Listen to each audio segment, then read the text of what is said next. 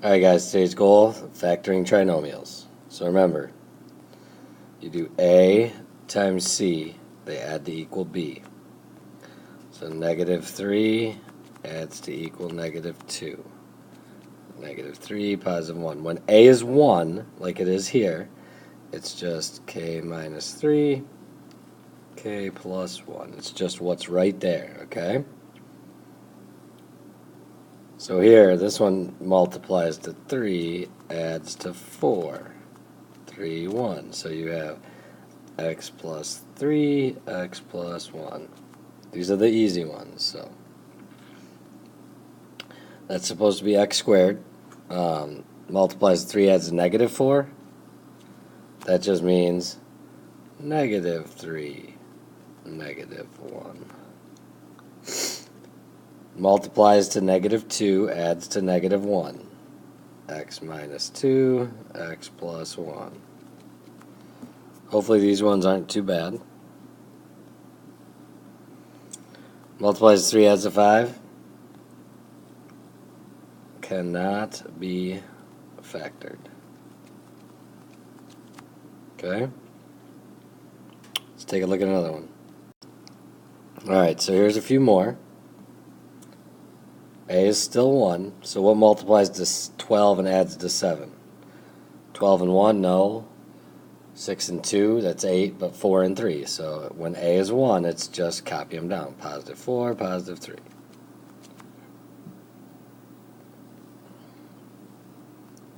Multiplies to 30, positive 35 adds to negative 12, means they're both negative. So 35 and 1, nope, but 7 and 5, yep. So it's negative 7, negative 5. Okay, now we got to look. It says factor completely. So anytime that A is not 1, I think, can I pull it out and make it 1? And we see this x to the 5th, but then we have x to the 4th, x to the 3rd. So I know I can take out x to the 3rd.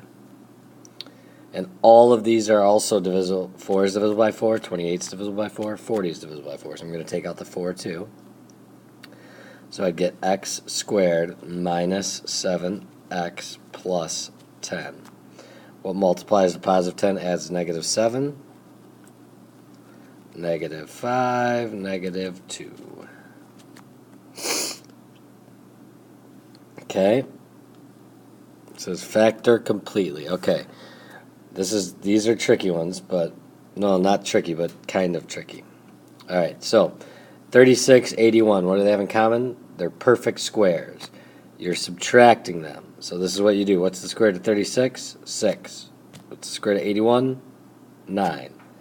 So you have 6x and 6x, and then 9, 9, and then you just go plus, minus. Okay? So let's take a look at the next one here. So now here's a slight difference, because see, it's x to the 4th. All that means is x squared, and then you have 16, perfect square again, and 1's a perfect square as well. So you go plus 4, minus 4. But now we have to check. Can I factor x squared plus 4? Yes, x squared and 4 are perfect squares, but it's not the difference, it's the sum. So that doesn't factor. But right here, the next one, we have the difference of two perfect squares again. So we got to keep going. So this is x squared plus 4. And then this would be x minus 2, x plus 2. Or x plus 2, x minus 2. The order does not matter. Okay? So let's take a look at another page. Alright, so now we're getting into the ones where A is not C, because I can't or A is not 1, because I can't factor out this 2. So you need to go 2 times 6. 12 adds to 7. So we need to get to 4 and 3. But you have to think, how do I get 2x squared? Well, 2x and 1x. Okay, what do I multiply 2 by to have it equal 4? 2. It goes in the opposite. What do I multiply 1 by to have it equal 3? 3 goes in the opposite. Now double check. Is 3 times 2 6? Yes. And do we get the 7? Well, 2 times 2 is 4. 3 times 1 is 3. So we're good. Okay, so let's take a look at another.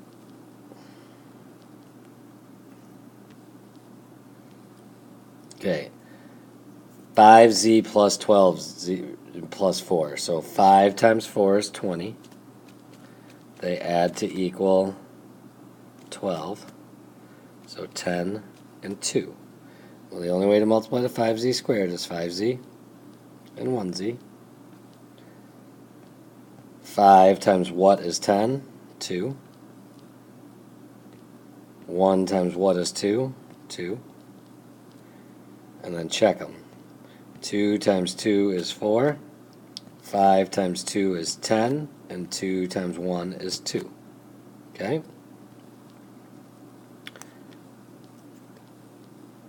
So I don't know why you'd factor these by grouping, because there's not 4 terms, so I wouldn't do grouping here. I would just factor out what I could. And it looks like I could go 2x to the third. We might be able to do more than 2, but let's see what happens when we do this. So it would be 14x squared minus 29x. Oh, this is going to, yep, minus 15. Okay? So this one's going to require some thinking. So we have to go 14 times negative 15 is negative 210, and it has to add to equal negative 29. So I tried 5, but is 42 minus 5 29? No. So I tried 6, and you get negative 35, positive 6. So we have to remember we have this 2x to the third. I'm not going to think about it right now, but we have options here. We have 7x and 2x, or 14x and x. Okay, so I look and I say, what can I multiply 7 by to have it equal negative 35? Negative 5. What can I multiply 2 by to have it equal positive 6? 3. So let's check now. Well, it looks like we don't need the second, so let's erase it.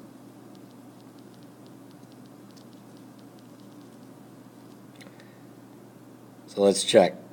Is 7 times negative 5 negative 35, and is 3 times 2 6? Yep. Is 3 times negative 5 negative 15? Yep. So we're good. Bring down the 2x to the third. Okay? So this next one says 6x squared minus 11x plus 3. So 6 times 3, 18. Has to add to equal negative 11, so you know they're both negatives. 6 and 3, no. 9 and 2. So you have negative 9, negative 2. So our options here are 6x and x, or 3x and 2x. Because those are all the ways you can multiply to equal the 6x squared. Okay? So, can I multiply 6 and have it equal negative 9? No. How about 6 and have it equal negative 2? No. So it's not that one. Can I multiply 3 and have it equal negative 2? No. Can I multiply 3 and have it equal negative 9? Yes. Negative 3. What do I multiply 2 by to equal negative 2? Negative 1. Okay, let's take a look at some more. So again, we got a factor here. I know I can factor out a 3. So let's start by doing that to make these a little smaller. 48 divided by 3, 16. 147 divided by 3 is 49.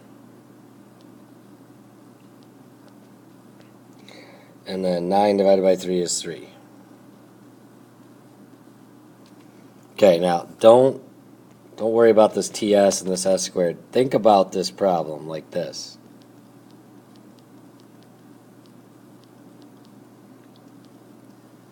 Okay, and then we'll talk about what to do at the end. Alright, so we say 16 times 3, 48. So we have to multiply to 48 and add to equal negative 49. Well, that means negative 48, negative 1. So we have a lot of options here, but because we could say 16 and 1, 8 and 2, or 4 and 4. But see how we have to equal 1? So what we need to do then is have the 3, and then you have 16 and 1. And like I said, don't worry about the s yet. So you ask yourself, what do you have to multiply 16 by to equal negative 48? Negative 3. What do you have to multiply 1 by to equal negative 1? Negative 1. So what you need to do now is say s, s. The s just goes with the second term. Whatever the last term being squared is, it goes with the second term, okay? So there we go. So factor completely. So here, these are the easy ones. X minus 3, x minus 2. Here, a little harder, but 15 times 2, 30. Adds to equal negative 11, so you have negative 6, negative 5. I don't want to use 15 and 1 because I can't equal 6 or 5 with that, so I'm going to do the 5 and the 3.